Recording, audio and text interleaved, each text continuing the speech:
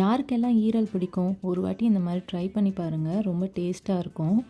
நீங்கள் இதை chicken, mutton ரெண்டுத்துலேயுமே try பண்ணலாம்.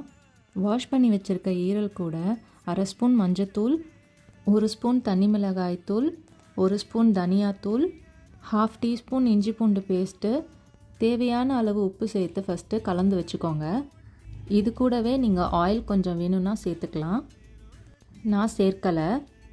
அதுக்கப்புறம் கெட்டி தயிர் 2 ஸ்பூன் சேர்த்துக்கோங்க. ஏன்னா நம்ம தக்காளி சேர்க்க போகிறது கிடையாது. நல்லா மிக்ஸ் பண்ணி 1/2 அன் ஹவர் மேரினேட் ஆகட்டும். அதுக்கப்புறம் ஒரு பச்சை மிளகா, கொஞ்சம் கருவேப்பிலை, ஒரு பெரிய வெங்காயம் கட் பண்ணி எடுத்து வச்சுக்கோங்க.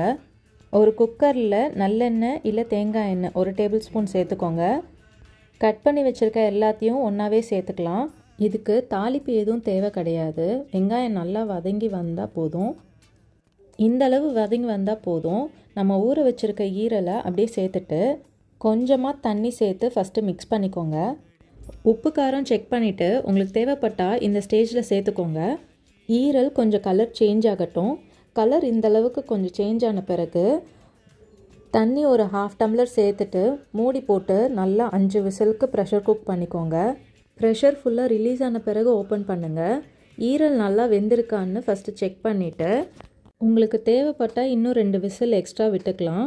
இந்த தண்ணியெல்லாம் ட்ரை ஆன பிறகு நான் 1/2 ஸ்பூன் மிளகுத்தூளும் 1/2 ஸ்பூன் ஜீரகத்தூளும் சேர்த்துக்கிறேன். ஃபுல் ஜீரகத்தை விட ஜீரகத்தூள் இன்னும் நல்லா டேஸ்ட் கொடுக்கும். கொஞ்சமாக பொடியாக நறுக்குன கொத்தமல்லி ஆட் பண்ணிங்கன்னா நம்ம ஈரல் தொக்கு ரெடி ஆகிடுச்சு. கண்டிப்பாக ட்ரை பண்ணி பார்த்துட்டு எப்படி இருந்துச்சுன்னு கமெண்ட் பண்ணுங்கள். அப்படியே நம்ம பேஜை ஃபாலோ பண்ணிக்கோங்க. பாய்.